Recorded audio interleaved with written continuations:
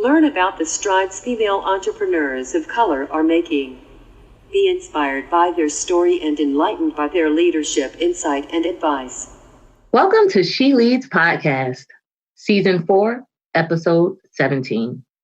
I'm your host, Nicole Walker, a mother, businesswoman, and leader. Our guest for today is Tye Miles.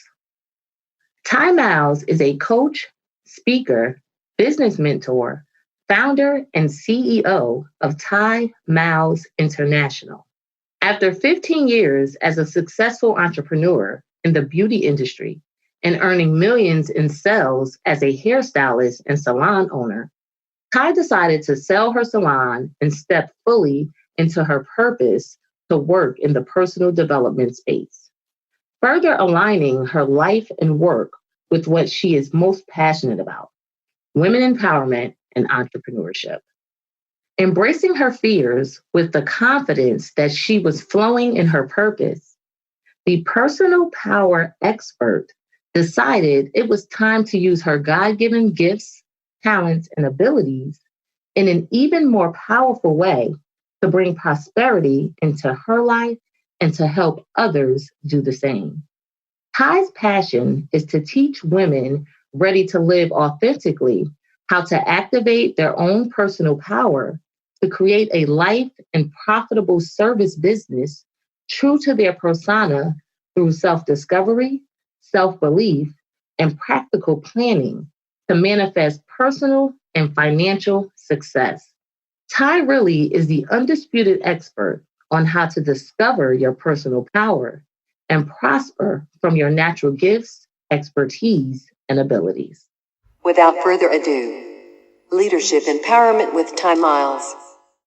Okay, so Tye, welcome to She Leads Podcast, Leadership Empowerment for Women of Color. We appreciate you blessing us with your insight today.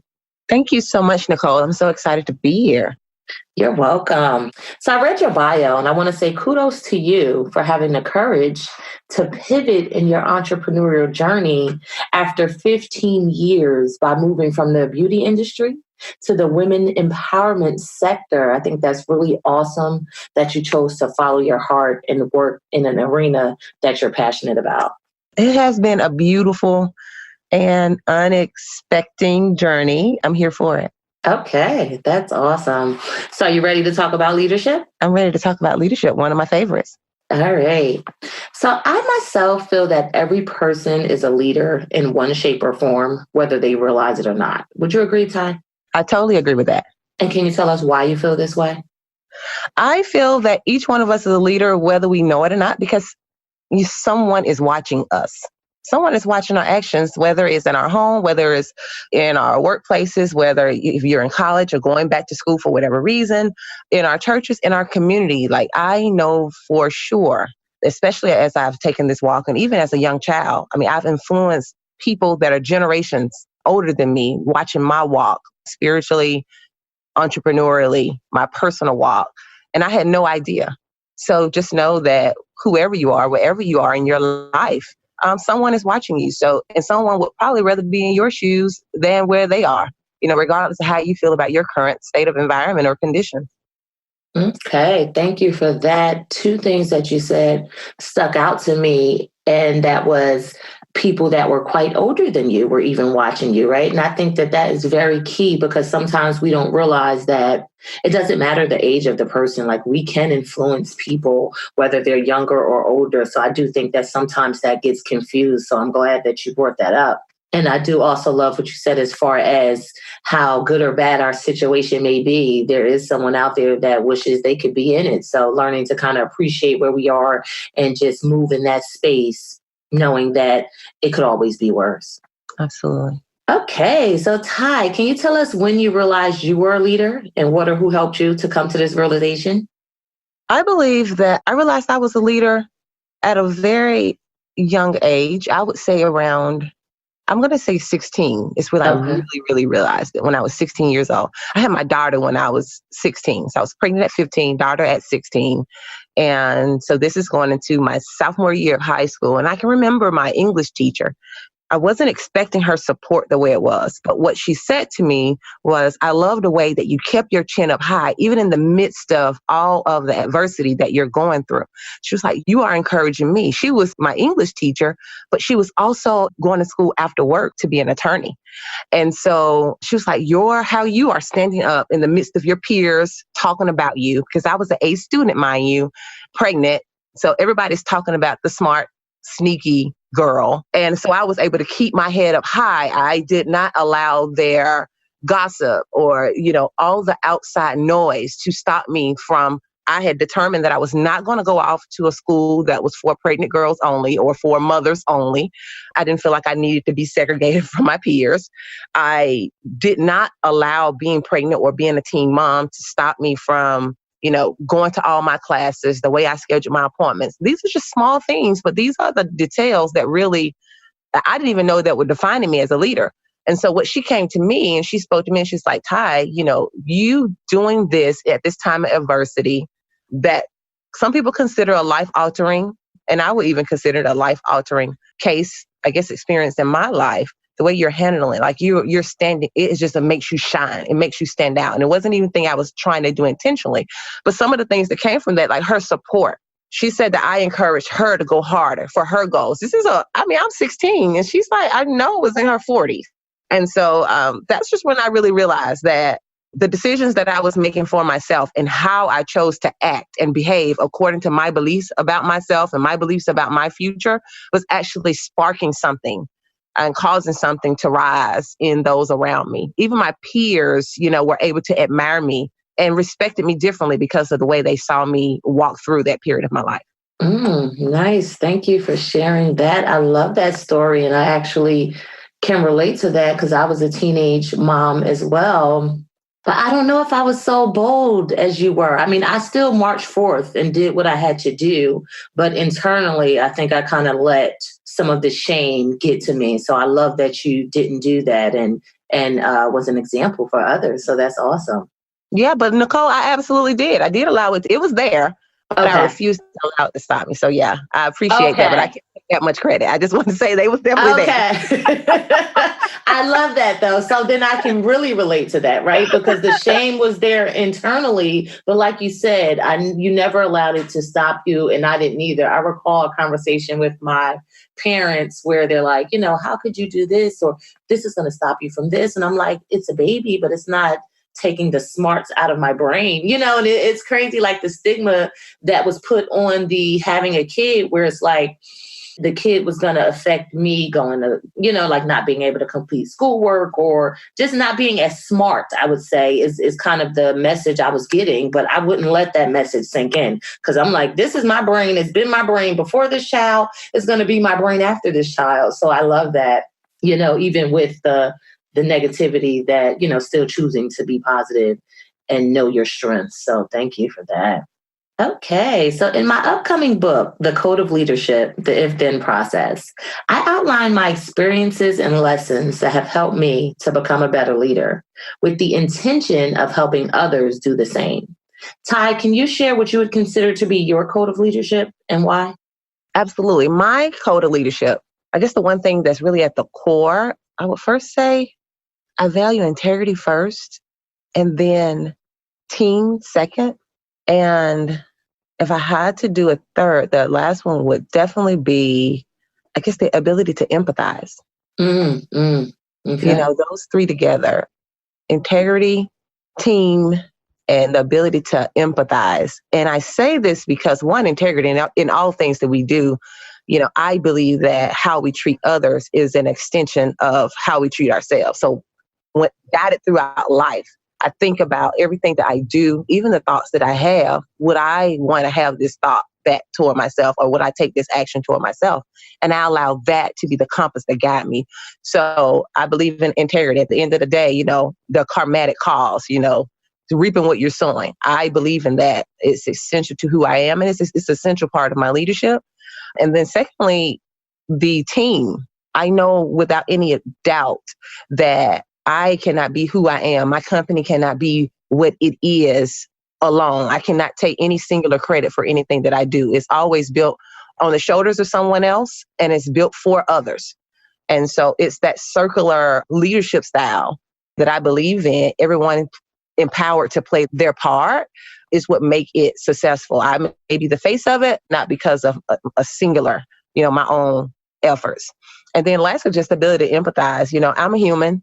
I make mistakes. I miss the mark. I have blind spots. And so keeping that in mind as I grow, that allows me to be patient with myself, but be extremely patient with others and to be able to receive from others in their area of wisdom and insight, because I'm always like putting myself in their shoes. What experiences have they had that I have not had? How can their experiences, how can their stories, whether they're good or negative, how can they help impact the work that I'm doing? And how can they positively impact me as a leader so that I can be a better leader moving forward?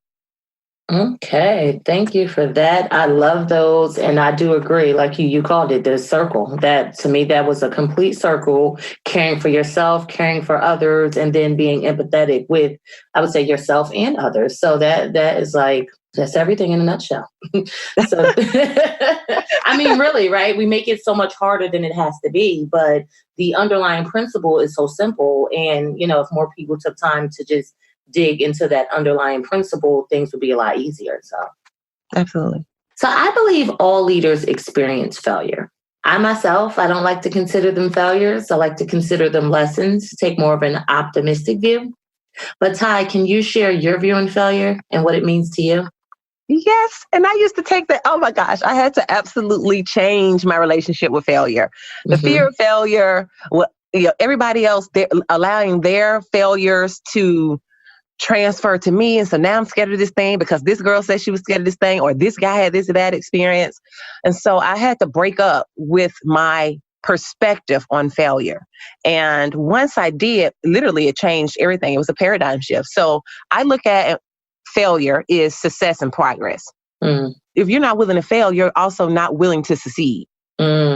And so without failure, that shows that there's like a lack of effort in trying. So if everything that a person does, if they're constantly succeeding at it, they're not challenging themselves. They can go harder. I believe that failure continues to break the ceiling to allow for greater success, to allow for greater growth. And so once I really wrap my head on that level, like this is what failure is. Failure is like inviting me to another level of growth. It's inviting me to an opportunity to succeed on another level because I'm able to try again with more information, with more knowledge and applied knowledge. That's what failure means to me. So I failed a lot. And before I used to feel shame, that guilt, disappointment, and I still feel the disappointment because who wants to fail? Like we don't want to fail. However, when you change your mindset towards it and you understand that, on the other side of failing, it's so much. I mean, you are the more skilled, the more learned person, if you're learning from each time that you did not meet the mark that you set out. And so there is no failure. Honestly, I believe in failing hard and failing fast. And now let's get up and try it again. Yes. Thank you. I love what you said as far as break up. You had to break up with your perception of failure. And I do agree that in the past, people may not have talked about failure as much, or, it had like this big negative connotation whereby we have to change the narrative. And like you said, look at failure as a invitation for growth. I love that. That was such a great way to put it, because it is like every time, like you said, you're more experienced, you have more knowledge, so you can go further. You may have failed the first time or may have not reached whatever mark, but with that information that you've obtained, you can go a little further each time. So, failure can be the catalyst to a great success if we allow it to be. So thank you for that. Oh, thank you. All right. So Tye, can you share one time you failed as a leader and tell us what you learned from that experience that helped you to become a better leader? Absolutely. I'm in my head trying to process. Oh my gosh. I think I failed so many times as a leader. Oh gosh. I believe in transparent leadership. So one of the times that I can think of when I failed as a leader, I was really trying to get it right. This is years ago in the beauty industry. I was going through the process of changing out how I manage my salon business. I had tried it. So my salon business was booth rental style. A lot of salons are booth rental style. And a lot of hairstylists, we're very egotistical. big egos. Everybody's a boss, and so I had the salon filled with bosses. No one wanted structure at that point. Mm-hmm. It's my business, there needs to be structure. I have rules. We have contracts in place. They were not used to a salon that was not just open for business, but a salon that had structure, a salon that had rules, a salon where we all played a part in upholding the culture and the atmosphere. And so there was a point where there was a whole bunch of negativity going on in the salon, a lot of back talking. The stylists were talking about me. The clients were being affected by it because they don't come there for that. And I can remember taking the approach of going in and ruling with a hard fist. Like, I'm putting my foot down, like, this is going to change. And it was more like, if you can't get with this, then you need to get out. That was literally like ultimatum. Like, tomorrow, come in, follow the rules, or get out, was sort of like the defining line that I was pretty much saying. And that didn't sit well with the people. And here's what I realized. I was not the leader that I spoke of earlier. Yes, I was a leader, believing by integrity. Yes, I believe in team, but it was not fully developed. And the ability to empathize was definitely not there at that moment. I've grown so much as a leader from that time. So what I didn't realize in that moment was, I had a group of people. I was pretty much trailblazing. And I just was expecting them to see the vision and run with it. I was just expecting them to just like jump on board. But what I failed to do as a leader is to they came in and they signed a contract. But what I failed to do was to indoctrinate them into my vision. I failed to help them to understand why I wanted the structure, why I wanted the rules to go in such a way so that they can buy into it. And I failed to realize in that moment that they had never been introduced to a model like that. So I was introducing them to something totally new and expecting them to come in and to execute it efficiently when they didn't know that was the expectation. And so, yeah, I wasn't as strong of a leader as I am today. So looking back, I definitely say I failed in communication. I failed in empathizing. I failed in helping my team succeed. I didn't set them up for success to be able to properly execute the vision that I had for the salon. And unfortunately, some of those relationships were ruined. Some of them, rightfully so, they needed to be weeded out. But I do believe there were others who would have potentially been great for the environment had I given them the right foundation to come in to succeed. Okay, thank you for that. And congratulations for being a trailblazer in that industry. I love that. And you also brought up some great points, right? That I think sometimes are overlooked, in that people want, or they need buy-in. They need to be able to buy into the vision. And although you're the leader, we all are leaders in our own rights. Just like you said, everyone in the beauty parlor were bosses, right? So we're all leaders in our own right, but yet it's okay to be a leader and a follower, but people need that information. They need to know what they're following so that they can decide whether or not they're with it instead of being forced to be with it. So that's a great, great point. And I also love your other point whereby you said you were leading, but you didn't have all of the leadership skills that you have today. And that's something that I think we also overlook. It's like, yes, we're leaders, but we can be a good leader or a bad leader depending on how our leadership skills are developed, which is why I believe leadership development is so important, and continuing to hone those skills and improve those skills so that we can be the great leaders that we're meant to be. So thank you for that. All right. So Tye, do you feel it's easier, harder, or requires the same effort to be a female leader in the entrepreneur ecosystem, and why? Because I definitely know all the research and data, and the truth of the matter is that, everything points to it. It is definitely harder for a female to be an established leader in the business space as an entrepreneur. However, what I also realize is, in order to rewrite that narrative, I can't allow that to be a limiting belief for me. And so understanding that it is my responsibility to remove that label from myself and to remove that label from other females that I am called to empower. I understand that, once I'm really clear on who I am, like, there's no demographic, there is no statistic that I want to allow to hold me back. And so it sort of like works as like motivation for me. So yes, I do believe that it requires more effort.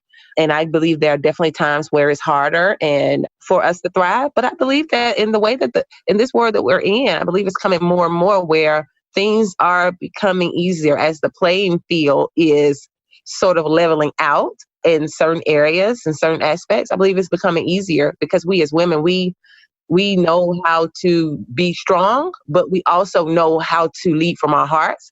And I believe that the world that we're living in, people are wanting to connect more with the feminine energy that is innate to us. And so in those arenas, I believe that it's becoming easier for us to really shine and showcase our brilliance once we give ourselves the opportunity to do so. Okay, thank you for that. I love that. And I do agree with you. Sort of the atmosphere is what it is. But you gave two great tips, right? We have to remove our limiting beliefs and also use adversity as our motivation, right? Like, okay, it's harder, but use that as your strength to succeed, as opposed to using it as something that's going to keep you down. Oh, I know I'm not going to be able to make it because it's not set up for me. No, I'm going to make it, even if it is not set up for me, So just kind of like you said, changing that narrative, changing our belief system so that we can push past some of these things that have been barriers in the past. Because like you said, the playing field is starting to get level. So it's our time to do what we're here to do. So thank you for that. Okay, so productivity is a hot topic right now, as it should be. Many people want to know how to do more with less and be efficient. As a successful leader, this is a must. Tye, do you have any productivity tips to share with our listeners? Absolutely. Absolutely. I would definitely say number one is I believe in waking up early enough. Well, let me go back to rewind. Let me rewind. The night before, like I set an intention for my next day. At the end of the day, we all have 24 hours in a day. And it is how we own those 24 hours that will show up in our lives and ultimately show up in our bank accounts. And so everything for me goes back to the personal. So I like to set an intention. The night before, I sit down and say, hey, Tye, what are you doing with your morning tomorrow? I know knowing yourself. So knowing my most effective time when my energy is high, when I'm least distracted, what top 3 things are you going to get off your list tomorrow? And I write these top 3 things down like the night before I go to bed. And so the next morning when I wake up, like these are the first 3 things. I call it a try list. And so productivity wise, that try list keeps me in order. And then the next thing I really just say really focus on is like find out, really look into the activities that are meaningful.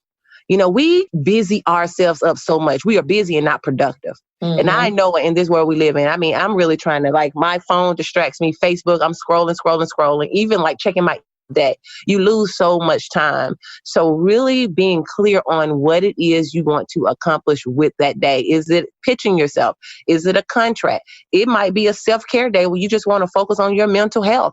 Whatever that is, you need to lock in the priority for that day.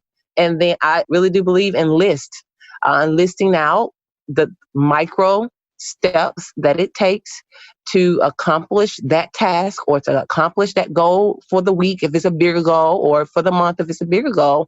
And then just go down that checklist. Go down that checklist until you have checked every last one off. And it's sort of rewarding for me just to be able to check it off or scratch that line through it. It helps me to like, oh, okay, I'm 3 things away from my list. Let me go ahead and knock the other 3 things out. I know that this is very simple. I know like a lot of people probably have heard this over and over again, but I also know for my clients, this is one thing that they do not stick to.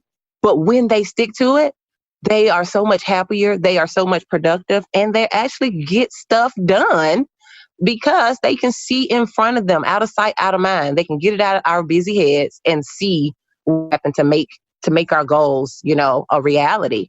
And so it's a very small piece of advice, but I think it's a very necessary one that we often overlook. The power of a checklist and the power of setting an intention for your day. I finish my days earlier. I feel more accomplished. I feel more confident. And at the end of the day, I'm getting stuff done. Thank you for that. I love that. And we share a similar trait as far as it's something about being able to put that check mark next to a task that is just so self-rewarding. So I do agree with you.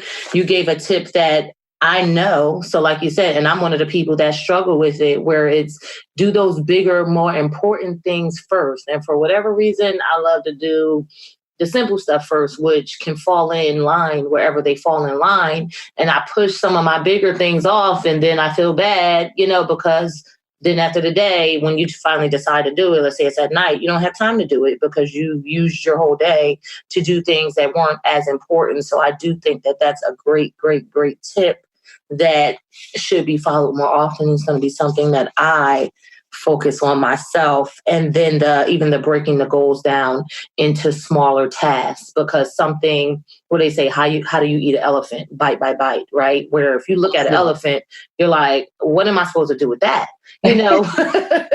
But once you start taking a chunk and a chunk and a chunk, over time, it won't be as big. So, something so small can have such a huge impact. So thank you for that.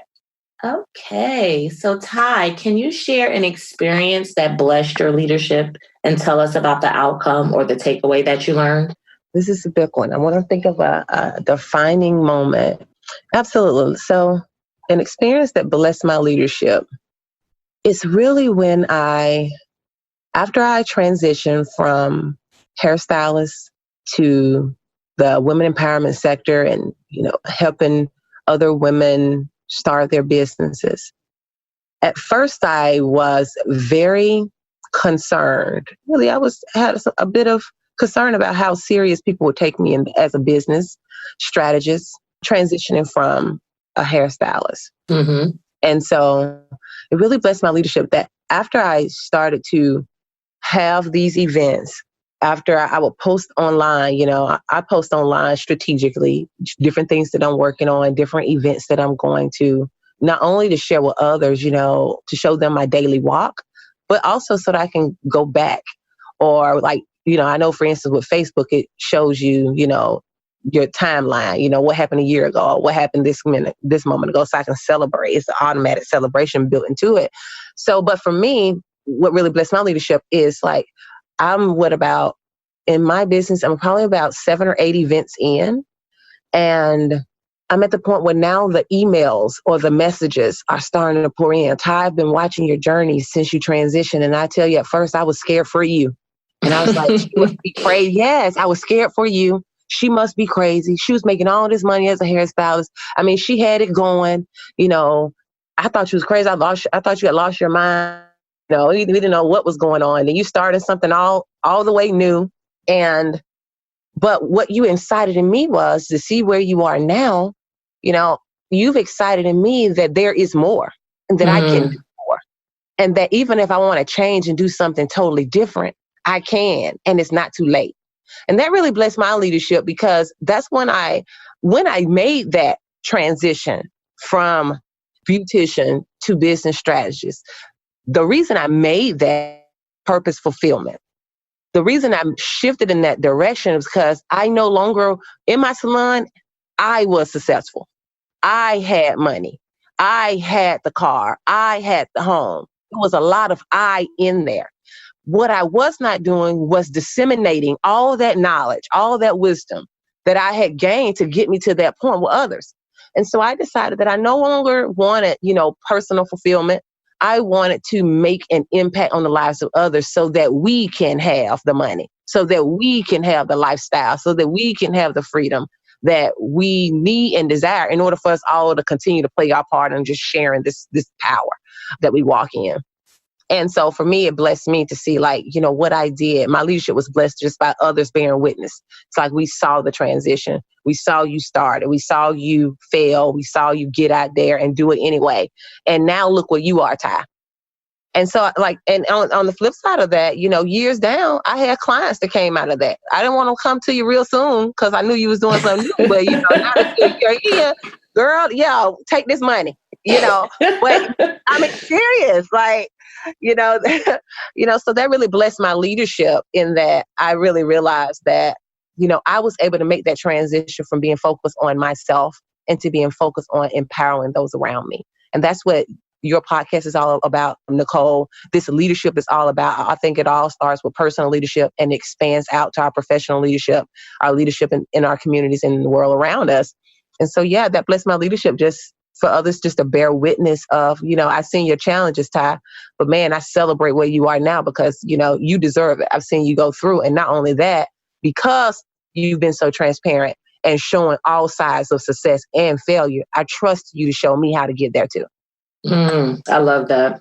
I love that. I love that. And that's, it goes back to what you said, right? Like there's always someone watching, whether they let us know in the beginning or whether we find out along the journey that they've been watching, it's always someone watching. So I love how that actually blessed you. And I love what you said as far as how people came back and told you that what you did let them know that there's more, that they can do more, and that it's never too late. That actually reminds me, I just posted about this recently, of the story of Colonel Sanders, where this was like a life-changing story for me, where I saw that with him, like he didn't start the company until he was 65.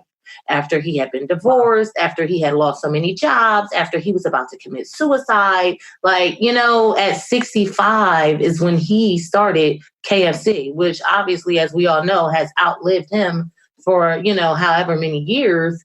And, your story to me is very similar, whereby it's like, okay, but with yours, you were successful. So I guess that's a little different, where people do look at you like, why would you leave something good, for something that's unknown? But still, like, satisfaction is so important. So I'm glad that you did show people like, yeah, you could be successful in a monetary sense or successful on your own, but if you aren't satisfying your soul, then what is it worth? So I'm glad that you did make that change and are showing other people that it's okay to change your mind and to go after what's really important to you, whether others agree with it or understand it or not. So that's a really great story.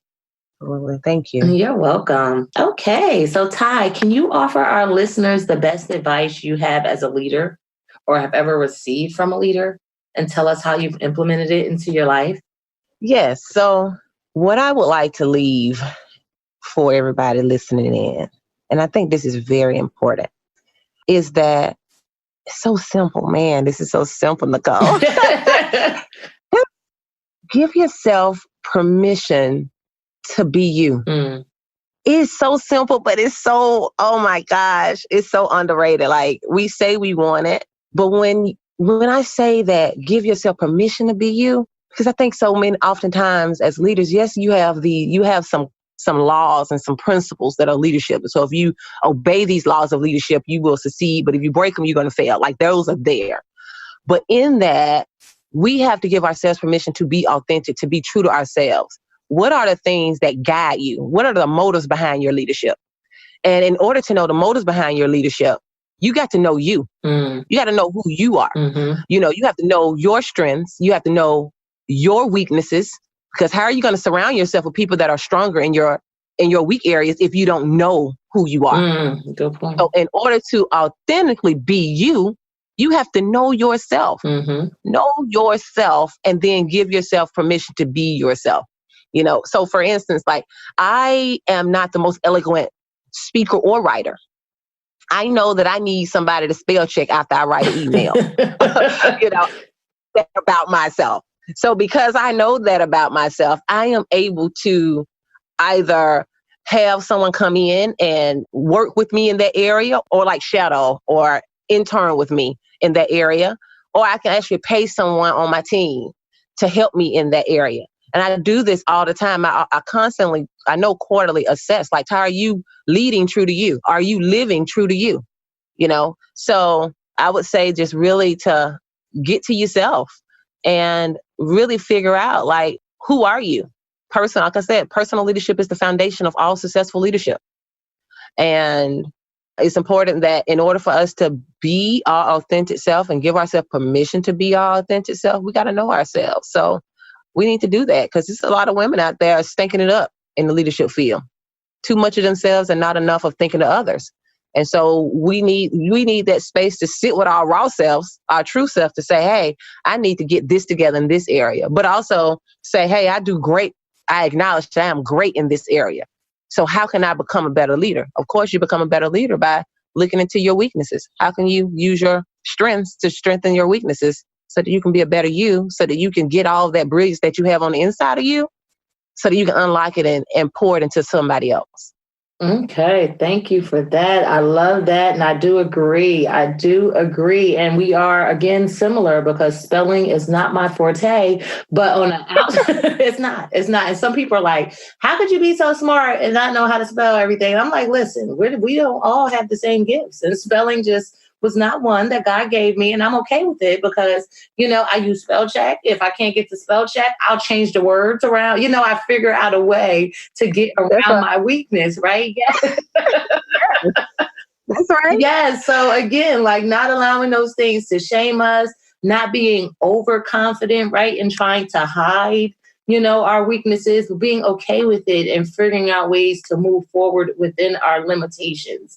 I love that. I believe that's great advice. And like you said, you have to know yourself and be comfortable with yourself to even be able to be successful in doing that. So that's really, really great advice. And thank you for sharing that. Okay. So Tye, you made it to the finish line. How do you feel? I feel really good, Nicole. It's so hard to not feel comfortable giving at my level of giving with you. I appreciate the atmosphere. I appreciate the preparedness, your professionalism. Oh man, this has been a great interview. You're welcome. Thank you. I appreciate your time and your willingness to share with us. All right. So Tye, I want to thank you again for being our guest on She Leads podcast. Leadership Empowerment for Women of Color. But before we part, do you want to give our listeners your contact information or mention any events, products, services, and or ventures that they would benefit from knowing about? Absolutely. I want to do a little bit of all of that. Right. So definitely go over to my website, which is www.tyemiles.com. That is TYEMILES.com. Subscribe to my email list. I'm real busy in life and I know that you all are too. So I don't spam, just one email a month with very informative, good, useful information. So please go to my website, subscribe. You will enjoy my monthly newsletter, so to speak. I've also just launched a new book called Entrepreneurial Elevation. This is a very powerful and practical book. My chapter is the first chapter in this book. It's an anthology. It's actually 31 strategic lessons and stories of women entrepreneurs, so women leaders. I know that would be a blessing to anybody listening, especially if you are new to the entrepreneur life and or shifting in your entrepreneur journey. This book have a lot of practical information that's very useful, things that I wish I had before I started, or I wish I had, as I was trying to scale and grow my business. So these are the type of things that you can look forward to getting in that book. And to get that, if you could go to bit.ly/EE-book Tye Miles. And I know that's a mouthful. So that's bit.ly/EEBOOKTYEMILES.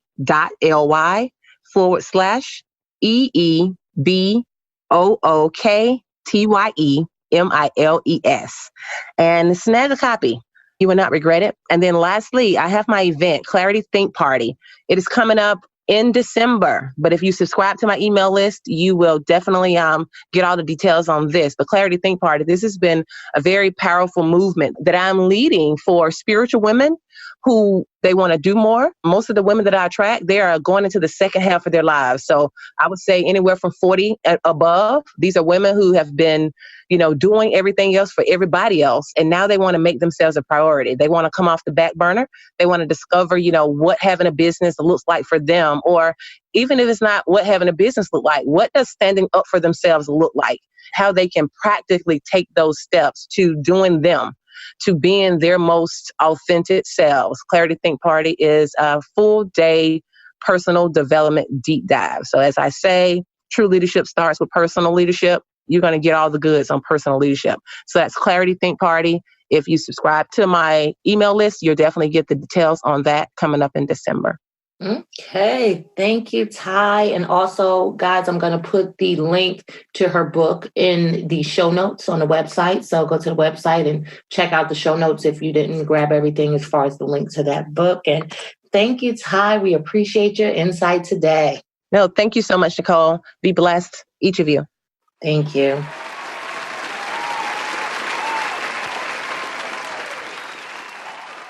I really enjoyed this interview with Tye, and I hope you did as well. I agree with Tye's viewpoint on personal leadership being the foundation of all leadership. Every day, we make decisions about what we will or will not do, whether it's for good or otherwise, which is self leadership. As Tye suggested, it is important that we get to know ourselves to effectively lead ourselves. Learning our strengths and weaknesses helps us to show up authentically and make better decisions so we can shine and showcase our brilliance. A quote by Robin Sharma reads, "One of the most important of all personal leadership skills is self-awareness." I admire Tye's efforts to be a trailblazer in the beauty industry by implementing structure and rules into her business operations. Operational procedures are required for business growth and longevity, which shows that Tye was aiming for the long game by implementing procedural standards for her company. Change is not always easy and needs to be managed properly for a smooth transition. Although the process Tye tried did not go as planned, she did not let this deter her innovative efforts. Tye definitely turned a loss into a win by learning from this experience and improving her leadership skills for the future. When we make our own roadmap, it is not unlikely to make some errors along the way. What's important is that we learn from the journey and continue to move forward to see what the end will be. As with Tye, I was the smart pregnant girl who did not hide my pregnancy by going to a school for pregnant girls. And sadly, I also wasn't chosen for the National Honor Society as a result of my circumstance. Surprisingly, I ended up being ranked in the top 10 of my class. So I was on the graduation stage while being 9 months pregnant. Talk about an oxymoron.